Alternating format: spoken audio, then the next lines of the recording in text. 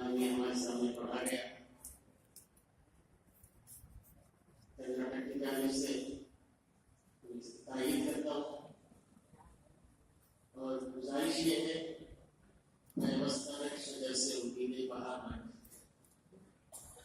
پھر ہمارے حضرت شیخ وہاں یونس رحمۃ اللہ تعالیٰ نے اللہ کی تجلت فرمایا.